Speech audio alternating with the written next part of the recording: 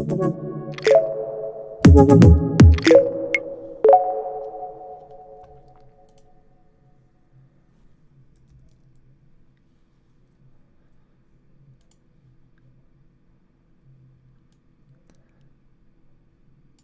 friends, thanks for joining us here on Kabbalah Explained Simply. Want to say hi to everyone, say hi in the chat, let us know where you're from, let us know any questions that you have during the broadcast. We have Tennessee, hi Rosie, Martin from Southern England, Zaid from Tunisia, Albert from Germany, from LA we have Fiona, Gianni from England, Utah, we have Julie, Ada from Israel, Susan from Virginia, friends from Cape Town, Ohio, North Carolina. Thank you for being with us, friends. I'm Gianni, and today we'll have a great talk about choosing spiritual revelation. I went with the cheap shot and chose red pill or blue pill as our topic, but I chose that because it really is a very discrete decision. It's a yes or no, a black and white, a 0 or a 1, and we have to find ourselves on the precipice of this decision in order to reach what Kabbalists reached. Now, Kabbalists were just like you once. They're not some magical supernatural dudes that, like angels, the creator just chose them, or they had special abilities. Rather, they're seekers like you. They're people who were living life like you are, and they had questions about it. What is the purpose of it? Why? Okay, it's good, but, or maybe it's bad, but why are we living this life? Is there a reason for being in this world at all? And they discovered an answer with diligent, consistent seeking. And they found that there was a decision that had to be made at a certain point. Maybe it's once, maybe it's a few times. We'll see in just a moment. Now, I know in the title description, we had a few questions there that we promised to answer, and I'm going to answer them. Usually I stretch it out till the end. We're going to answer it right off the bat. So what is spiritual revelation like? How do you know if you're ready for that? Are there signs to know if you're getting close? So before we even get into anything, let's answer these questions. What is spiritual revelation like? It's not like anything. So it's not like some kind of dream that I had, or some kind of drug that I was on, or some pleasure that I had. It's literally not like anything in this world. And you can't compare it, and there are no words actually to describe it. And Kabbalists really don't even try to describe it, in fact. For that reason, you just can't. If I tell you about my grandma's Yemenite stew that she used to make that was really delicious, even if I tell you there was garlic, onion, I give you all the ingredients, you still won't be able to imagine what it actually feels like, tastes like, because it's something synergistically that happens in the connection of those different ingredients. And spirituality is like that even more so, because its ingredients, Kabbalistic books are basically like a recipe book for attaining the upper world, but they give us ingredients like Malchut, Bina, Keter, and then you got to combine these in a different way. And I don't know what any of these ingredients are. And then spirituality is a synergistic, emergent property of these ingredients. So what is spiritual revelation like? We can't say. Okay, but it's also not important.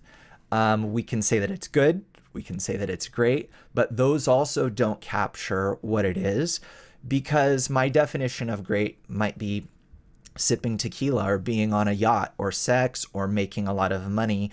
And what ultimately results in me when I get these things it's not the paper, the money, right? Or being on some metal ship. At the end of the day, it's the feeling that hits me, right? Sex is a feeling. Making money, winning a Nobel Prize, they're feelings. That's the end result that I want to happen, is a feeling. Our sensation of this world is a broader feeling that includes a multiplicity of different feelings in combination. And it's true that it's complex, but still, at the end of the day, it's a feeling that I'm looking for. And it's true, like in a really good dish at a fine dining restaurant, you want it to be complex. And spirituality is a complex feeling that includes spiritual senses. Just like the corporeal senses show me this world, it shows me an additional world. Okay, but like something else in our world, it is not like anything else in our world. And this is important. Why I'm mentioning this is because this is kind of integral to this decision that we'll have to make. Red pill, blue pill. Next question. How do you know if you're ready for spirituality? You really don't. You don't know because you don't know what it's going to be like. And before you make this decision, it's kind of like the decision to get married. You can live with the person for 5-10 years, but still to sign that paper is going to change everything. That's just how we work on the inside. And you can extend it to 20 years, 30 years, but still when you sign that paper, it's going to be a bit different. And so are you really ready? You don't know. When you go to have a baby for the first time, are you ever really ready to have a baby? As much as you say you are, it's a different experience once that baby appears in the world. This is a part of you that now exists in your perception, this baby. And were you really ready for it? Is it something that you could have imagined by seeing other people's kids? No, it's something totally different that you can't imagine. And if you have a second baby, you can't imagine how much you could love them in a totally different way than your first baby. And the third baby's the same, and the fourth baby's like that as well. You don't get tired of having babies because every one of them is new. You get tired of the work, right? But the experience of it is something you can't imagine. So similarly with spirituality, how do you know if you're ready? You don't. But like when you're deciding whether to have a baby, different circumstances build up and convince you that maybe it was a good idea. Maybe it would be a good idea. Or living with that person that you might potentially marry maybe convinces you that it might be a good idea. But you still have to cross that threshold into this new thing. And similarly here with spirituality, there are things in life. This is what happened to seekers like yourself. I'm going to call them seekers, or people who have the point in the heart. This is what happened to them. Things built up, usually sufferings in life. And as they built up, the person decides, yes, this is something that I want. I want spirituality. I want to feel what that is. And maybe they'll come to some kind of a book, The Wisdom of Kabbalah, or some Facebook broadcast, YouTube broadcast that talks about their state, the state of being in this world, not knowing what it's for, and what's actually happening in you when this happens. There's this sensor that is from another place. It's literally like an alien spaceship that landed in this world. It's from another dimension that we can't imagine. And this point that enters the person wants to return there, wants to return to its home. And it awakens sometimes and demands answers to these questions. What's the purpose of just living in this world? Okay, the last question, are there signs to know you're getting close to spiritual revelation? The answer is yes and no. Okay. As with all Kabbalistic answers, it's always yes and no, because it kind of depends. Okay. This is not beating around the bush. This is just the way it is. There are signs, but you don't know you're about to cross this threshold even a moment before.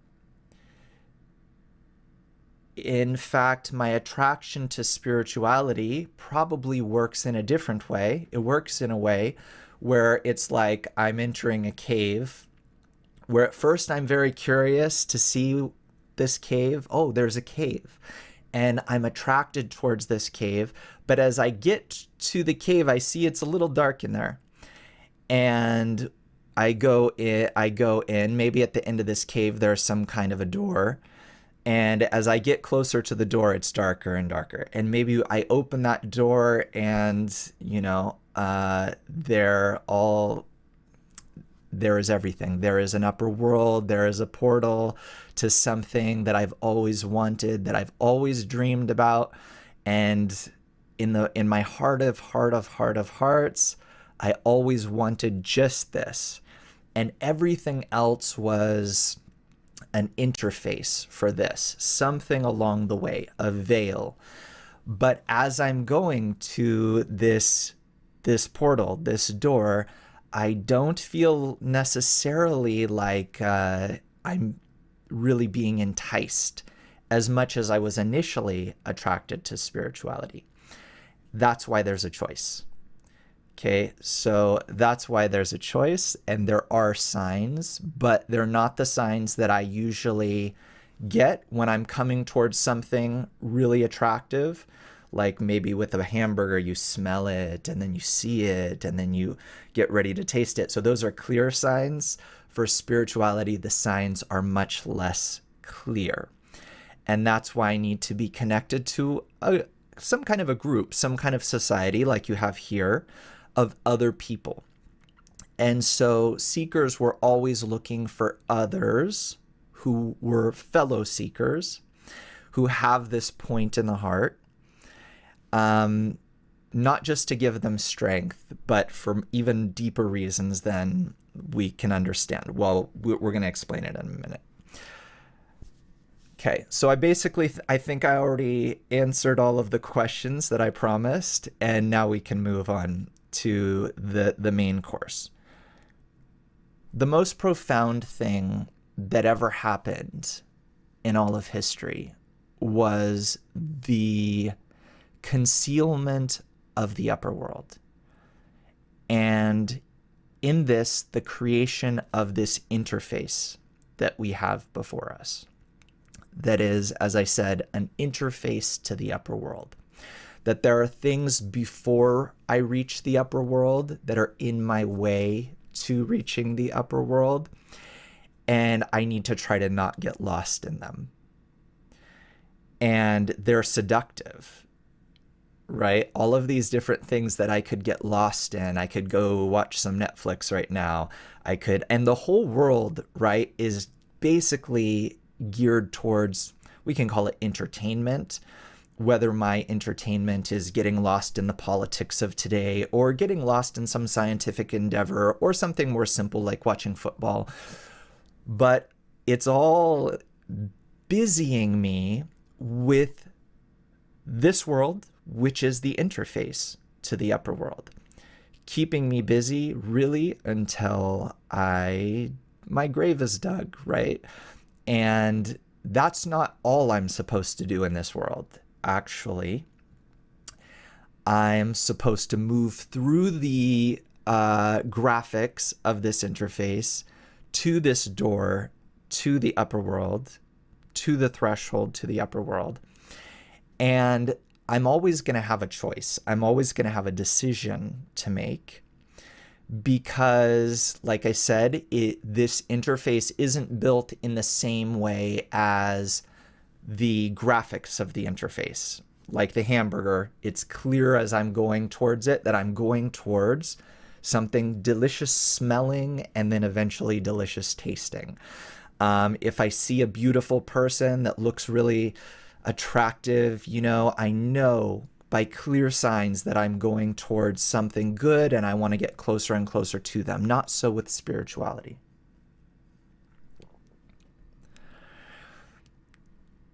Now, all of this is part of a concealment, like we said, a concealment. And this concealment is leading towards something really good, which is a revelation. And that's why also the writings of Kabbalists are built in this way of concealment and revelation.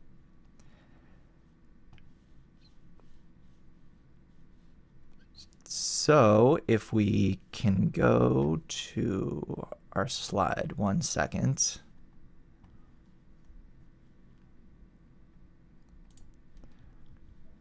Here's something from Bala Sulam, the Kabbalist Bala Sulam, a fellow seeker like ourselves. And he says this, he says, there is an idiom among sages, among great sages, when they come to disclose a profound matter. They begin their words with, I am disclosing a portion and covering 2 portions.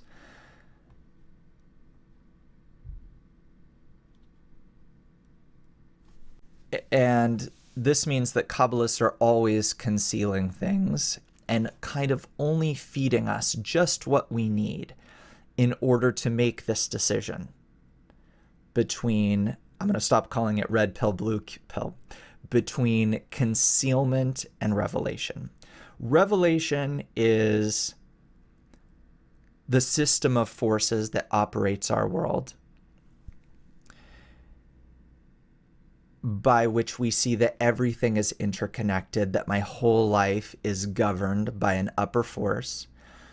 And this upper force is the keeper of all goodness, of all of the light. And I could also choose concealment.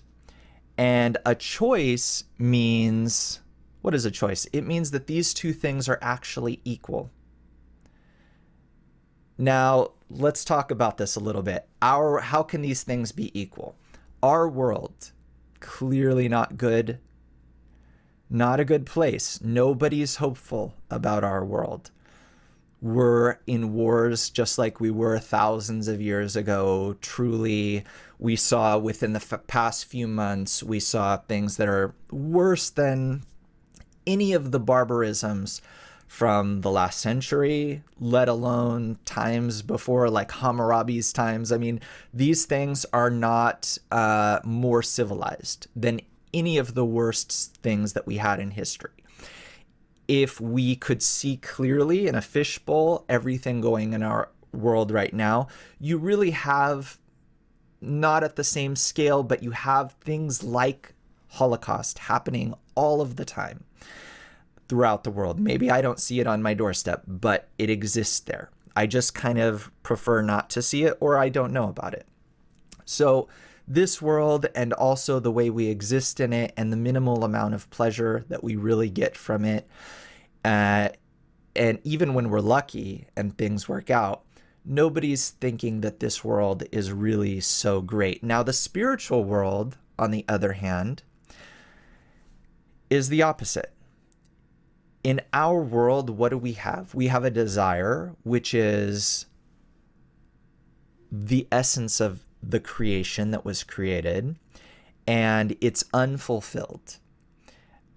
Even as I'm, this, if you're one of our students, that as I'm going towards the hamburger and it's looking really good, right? It is attracting me in this ordinary modus operandi of any pleasure, which is that it attracts me more and more and more and more.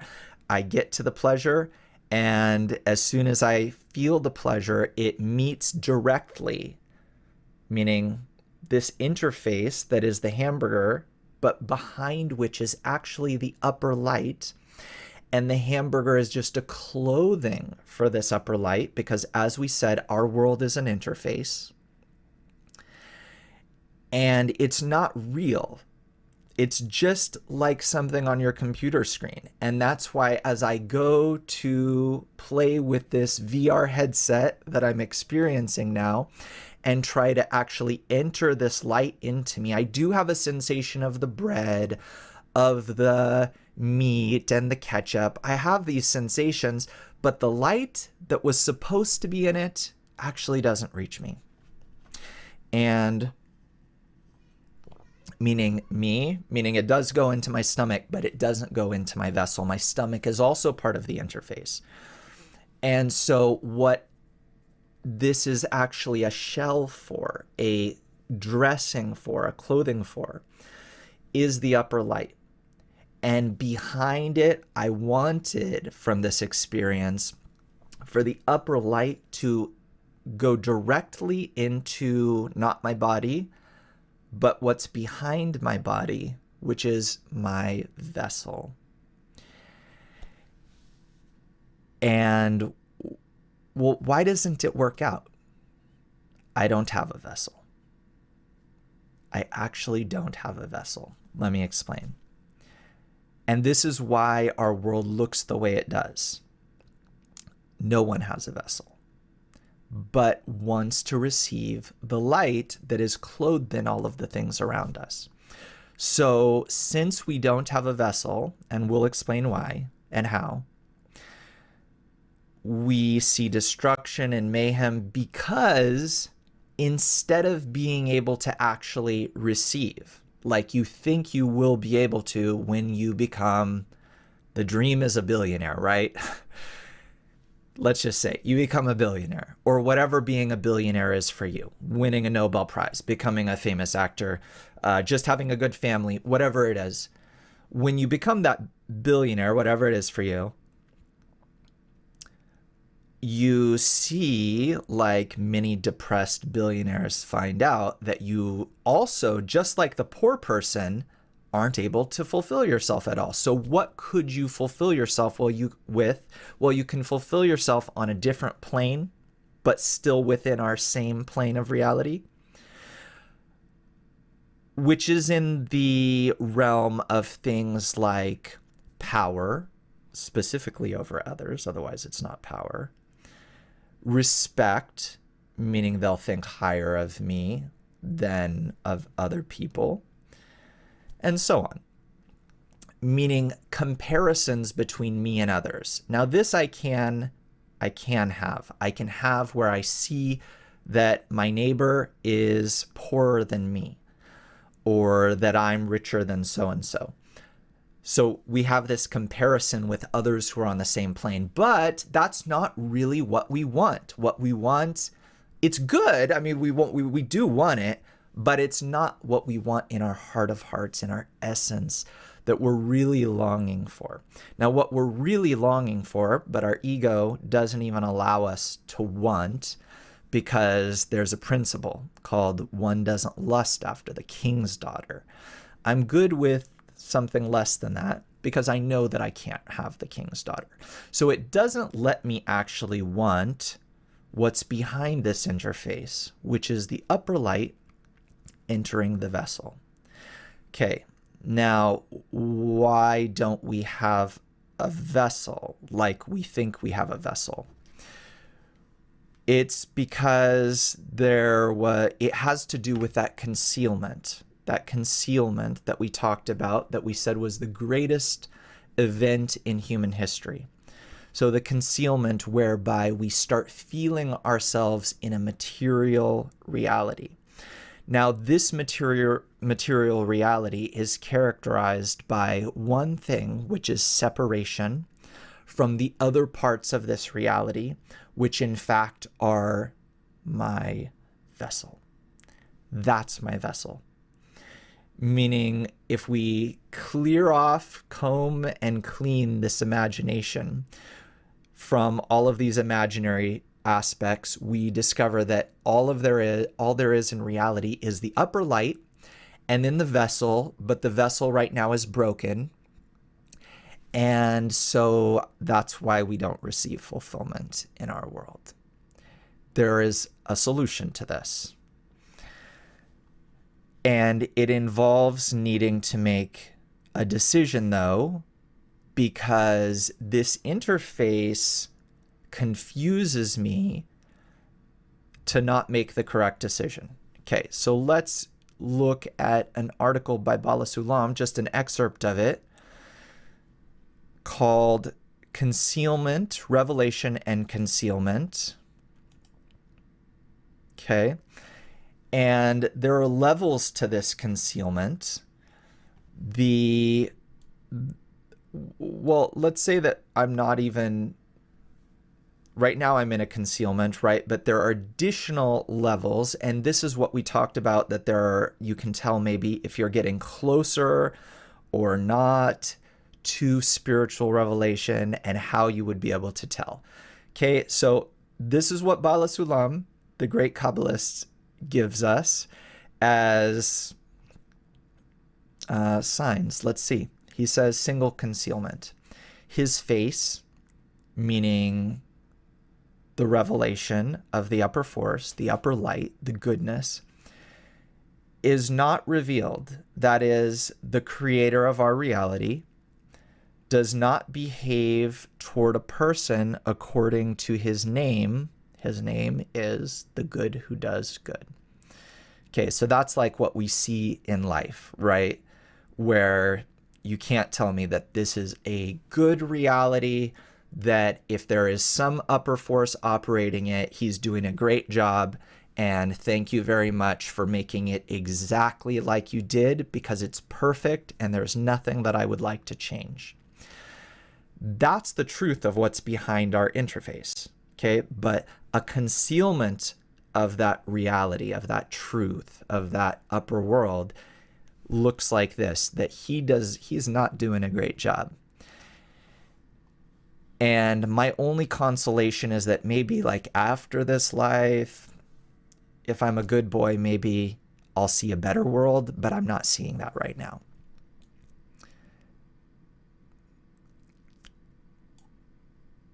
So his face is not revealed. That is, the creator does not behave towards a person according to his name, the good that does good. Rather, it's to the contrary. One is afflicted by him or suffers from poor income, and many people wish to collect their debts from him and make his life bitter. And this is what we see in our world, really. No matter who we are, we see that there are lawsuits, there's the police, there's the neighbors. It's all bearing down on us. Really, I mean, life is about protecting yourself and finding a nice corner away from others with protections from all of the people that we know really would like to take advantage of us and wish to harm us. So this is called a single concealment of the upper reality. There's also a double concealment, which we'll look at. That's not even as concealed as it can get. Okay, continuing. His whole day is filled with troubles and worries. I wake up with my alarm, and the first thing I think about is what problems do I need to deal with today until I can finally reach my destination of the couch at the end of the day and finally relax away from everyone. But it starts with all of the troubles. So his whole day is filled with troubles and worries. And my whole endeavor in life is basically to just X out as many of these worries as I can so that I can finally relax. So most of our life is not engaged with the acquisition of pleasure.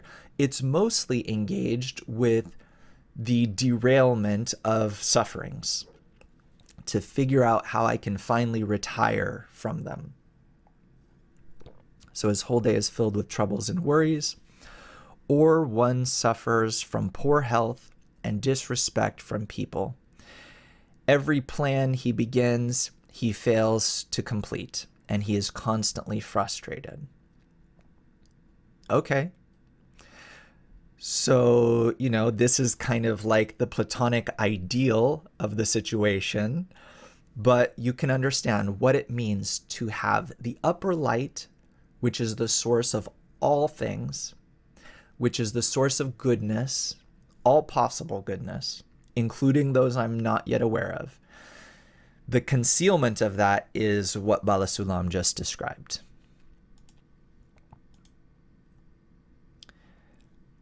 And let's move on. Okay, let's move on to Revelation. Something more upbeat, for God's sakes. Okay, Revelation. One becomes worthy of guidance with his face revealed. This means that the Creator behaves with him, meaning nature, reality behaves with me as is fitting to his name, the good who does good. Why is his name the good that does good? Because, again, like yourself, there were seekers that started out just like you. They weren't smart, they weren't skinny, sexy, they weren't something unique in some way by criteria that we have in our world. They were just normal people that could look like anything and have intelligence like anybody else or not. But they did have this special seeker point that through various decisions between red pill, blue pill, revelation, and concealment, by making this decision, which we'll talk about how we do this in a minute, by this series of decisions, they attained something behind our reality and discovered that it was all good, and that it was only bestowing, has never done anything besides bestow, did not design some conditional reality where only if you do X, Y, and Z will it be good. But no, it only bestows goodness and all that can possibly be good.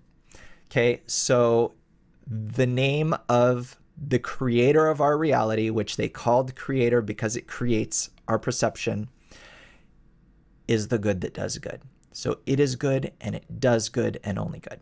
Okay, so one has to become worthy somehow of guidance with his face revealed. So there will be guidance, meaning I'll still live in this world and I'll receive some transmission, some guidance, some instruction from the force standing behind all of the other forces. And there will be something for me to do in addition to my regular life in this world. To imagine this, I don't know. We can only imagine, because we can't even really imagine like going down to 2 dimensions, right? It's hard to imagine living in a 2-dimensional reality and then going to 3D and how that would change our feeling. Well, there are additional dimensions to reality that open up. So it's not somewhere in outer space. It's an additional layer, a layer that we're capable of perceiving. We have some embryonic senses like the baby, the fetus has, before it develops, let's say the ear in the womb.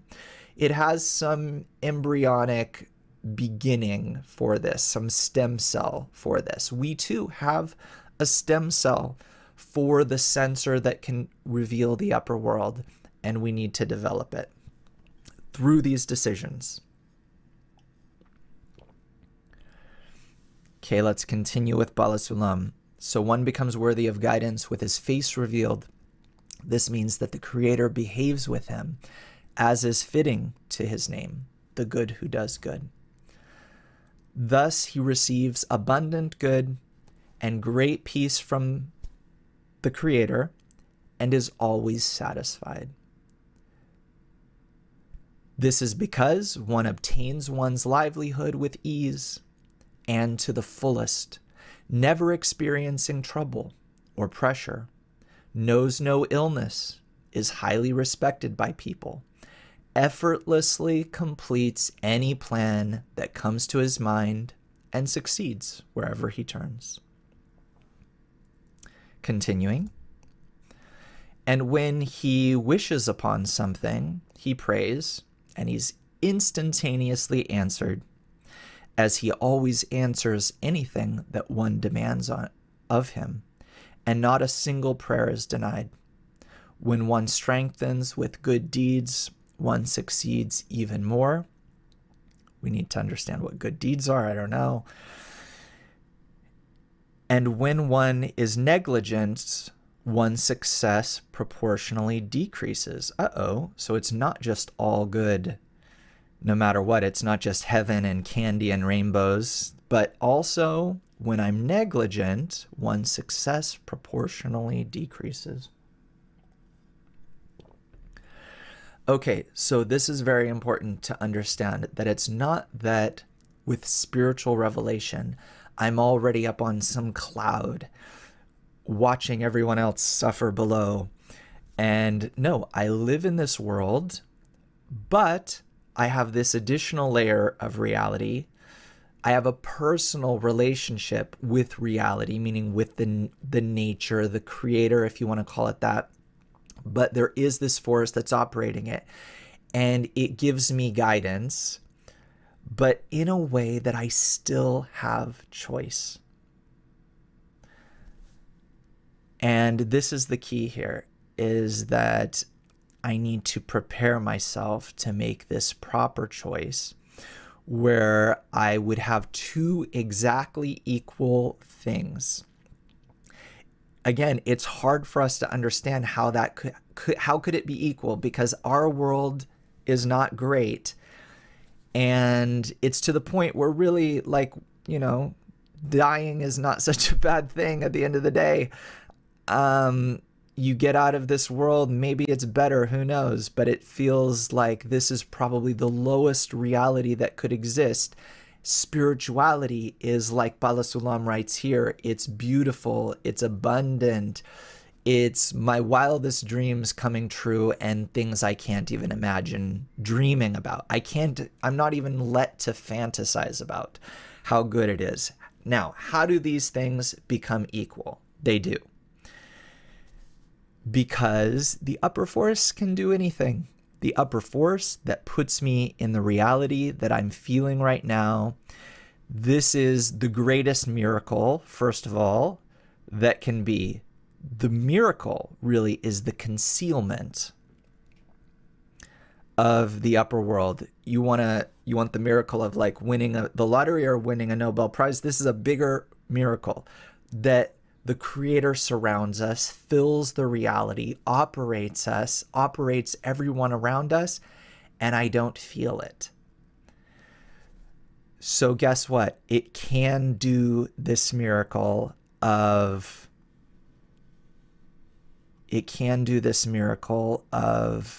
providing me choice. And this is actually the reason for our reality. Okay? This is why we're in the reality we're in rather than the spiritual reality, that reality of abundance and goodness, such that if you feel like you want a Coke, you already got a Coke inside you. You feel like you want sex, it's there. You want wine, it's in you already. Like he says here, that any prayer one comes up with, it's instantaneously answered. Okay? That is the way it really is right now. That any prayer I have is instantaneously answered. Only problem, I don't see it. What I see is that even if I pray from the bottom of my heart to the Creator, why don't we do this all the time? Well, we, like it or not, we started realizing that we don't exactly get answers. If we got answers in a clear way, we'd pray all the time. If there was some mommy there who really has the ice cream and we could just ask her, we would pray all the time. Why do I do a lot of other things besides praying? In the best case scenario, at the end of the day, I sit up before the bed on my knees and pray. But why don't I pray all day? If there's a giver who can give me anything, who's the master of this reality, and he can make a miracle. He can make everything work out. He doesn't need time to do it. He can do it right now in the most miraculous way. So why don't I pray to him? Because I know that I won't get an answer. That's according to our interface. But the truth is like Bala Sulam says here. When he wishes upon something, this is happening right now, he prays and is instantaneously answered, as he always answers anything that one demands of him, and not a single prayer is denied. So that's the truth that we don't feel. That's why this is called revelation. Okay, I'll jump in the chat real quick and see if there are any pertinent questions right now. We'll also have a session, live session for KabU students, and you can also register for KabU and get into that private Zoom session following this broadcast. But let's see if there are any questions in the chat. Hey Crystal, do we all have our own separate quantum dimension that we experience before the spiritual realm? You can say so, because we said that our reality is characterized by the bifurcation, trifurcation, and eventually this multiplicity of separate realities, where the parts of this vessel, which, like we said, is the goal of creation. It's the goal when I'm eating the hamburger. It's a goal for me, for not the burger. I don't actually care about this bun, these flavors. Really, I want the light behind it all. But I don't have this vessel. It's outside of me in my whole perception that I need to unite into one. So yes, I have this misperception, to say it lightly, that colors an entire experience of reality in 5 senses, such that you're the only person in the world. You turn out to be Adam HaRishon. You turn out to be this one creature that was created, about which all the books of Kabbalah are talking about. And it's not a truthful picture at all. And each of those others in this perception that you see, because again, it's only an interface, do they really look like they seem to you right now? Maybe they have an entirely different form. Maybe the form in which I perceive them is only toward me, meaning it's purposeful exactly as it looks because of what I need. According to what? According to this decision point, blue pill, red pill. Okay, the creator of reality actually created this whole reality just so that we would have choice. Without needing this free choice fulcrum, this point on which I decide, we don't need the reality. We could just be in the upper world with the creator, fulfilled, our mouth wide open, the light filling us. And in this light, it's simple upper light, meaning it has everything possible in it, and fulfills me according to what? According to which desire I have, meaning ask and you shall receive, whatever you have. But it can't be a verbal ask. It needs to be a desire. So if I have a desire, it's filled instantly. But then we would truly be just like this. And we need to become not just receivers like that can receive pleasure and all kinds of different pleasures and beautiful adventures. That's one part of creation, I guess. But the real goal is for us to have the best thing, which is to become like the creator, with his powers, with his forces, to manage the reality on his behalf. But not that that's the goal. Rather, the goal is adhesion with him, to be together with him in one movement, in one motion, in agreement with everything, so that we can have, if you can call it allegorically, his mind and heart. So right now I have a mind and a heart that is only talking about and only interested in receiving, meaning first of all to get rid of all the suffering and if possible to add pleasures on top of that. And I need to switch to a different, very exalted, sublime, great thing, which is bestowal, which is not like anything that I've ever experienced in this world. I've never experienced this thing called bestowal. It's something unique, to say the least. Okay, let's see any others. Leon says, I'm living in the red pill. Thank you for mixing this with Kabbalah. Let's see. Zaid says, should we pay attention to synchronicities? No. Really, really no. And I know that that's a form of kind of self-help and mysticism. And I know that and I'm not speaking to those who are really interested in those things, because that is one pleasure, right? I have known people like that enjoy kind of like seeing the connections between different things, but they're unclear. It's something on the way to the revelation of the singular force that is controlling all of reality.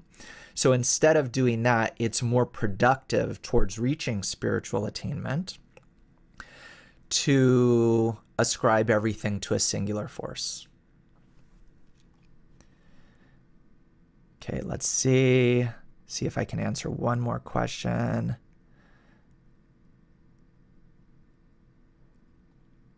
Okay, just the random one that I found. There's a lot of questions here.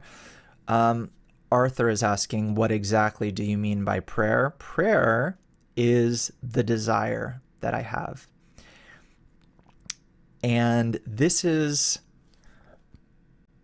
already getting into where I have this decision, this work to do.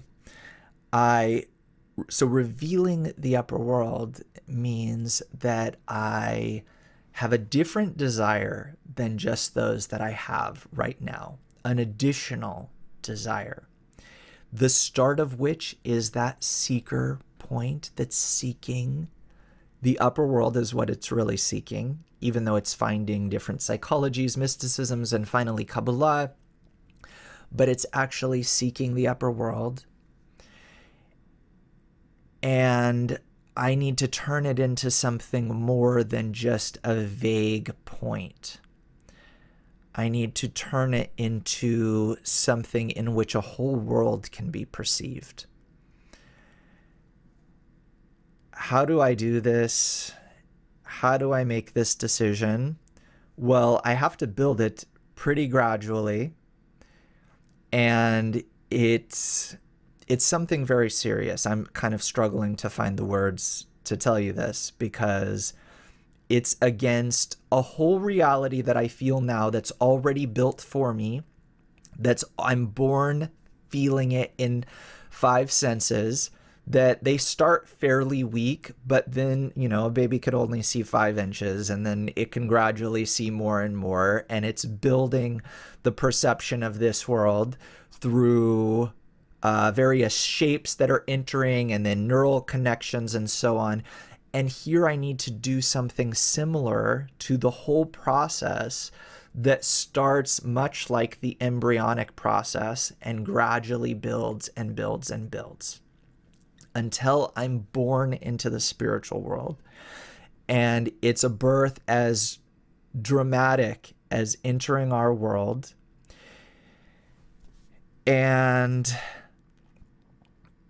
the pathways by which, the mechanisms by which we experience our world gradually are similar in the spiritual birth and the spiritual growth. So I need to locate this decision point between corporeality, the vessels that I have here, and the spiritual vessel. And I have free choice because this spiritual vessel is like that cave. I have some instinct from the Kabbalists, from reading Bala Sulam, from being excited about the spiritual path. But it's not always clear that I should work on that, rather working on things in corporeality. And I'm not even talking about life shifts where I need to really change things. I'm talking about from moment to moment where I could think about spirituality or think about Netflix, corporeality. Which one do I invest in all of those moments, in between moments, when I have free time? Everybody has free time today. We have too much free time. You used to have to hunt on the savannah or work in the field. Today, just sit in front of your computer, do a few tip taps, and you get a paycheck. So everybody has so much free time. Just get your groceries delivered. You can have the laundry machine do your laundry. We have too much time, so much so that we need ways to fill it. And that's how we know we really love somebody. Thank you, Leonardo DiCaprio, for filling so many hours of my life. We need people to fill up this time. Okay, so we have tons and tons of time relative to what is required in the investment in this spiritual vessel to reach the spiritual revelation. So we have to invest in it. What exactly do we need to invest in? Well, we need to invest in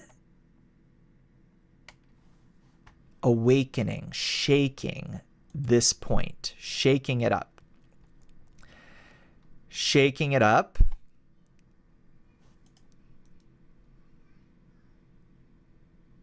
because the problem is that it goes to sleep. It goes to sleep. It awakens for just a little bit, and I bet even during this broadcast you've kind of phased in, phased out, checked an email. What happens when you checked an email? If I check an email, it means that something became more important. Now, was it really important when I checked that email? I probably found that nobody emailed me, like most of the time when I'm checking something, or whatever I checked, whatever else, and I'm just giving an example, whatever else probably didn't really bear fruit, right? But still, I chose it. I chose something other than spiritual advancement, because every moment that I'm engaged in the wisdom of Kabbalah, even on a simple passive level, is growing this point, this seeker point. The end stage of this growth is an actual vessel inside of which something can be felt. The upper world can be felt as soon as I have a complete vessel.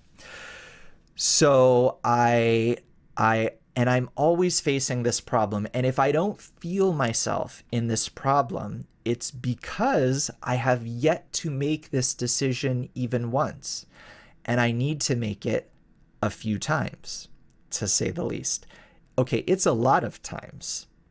I need to make a decision and then be put again after that decision on another decision point, and then make a decision again and again and again until I reach the spiritual revelation.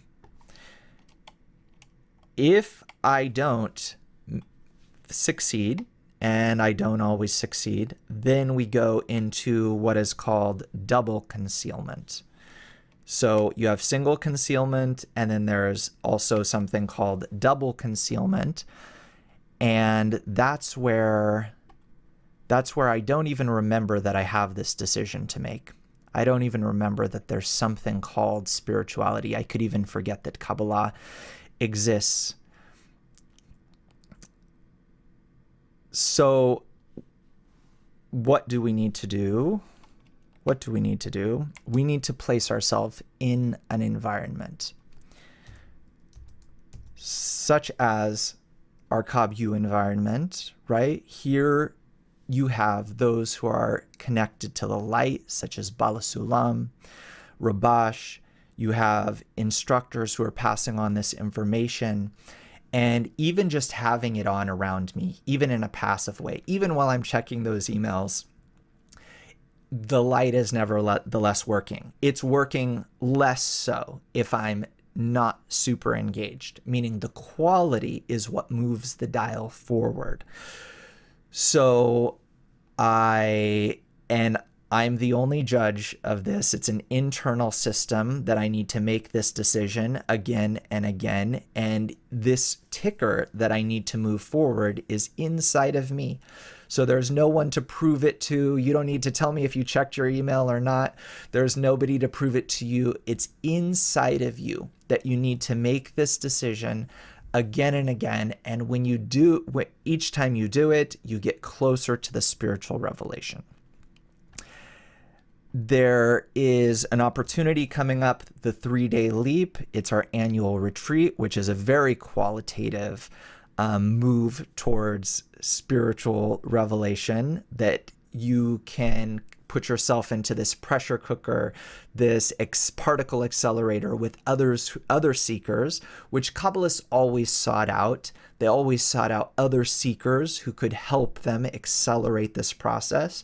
So you're invited. I hope to see you there. This one is in the Netherlands, May 31st through June 2nd. And this is our broadcast for today. Thank you for being with us. And if you're joining us afterwards, we have a special broadcast for KabU students where you can ask questions live, and we'll continue on this topic. Thank you all.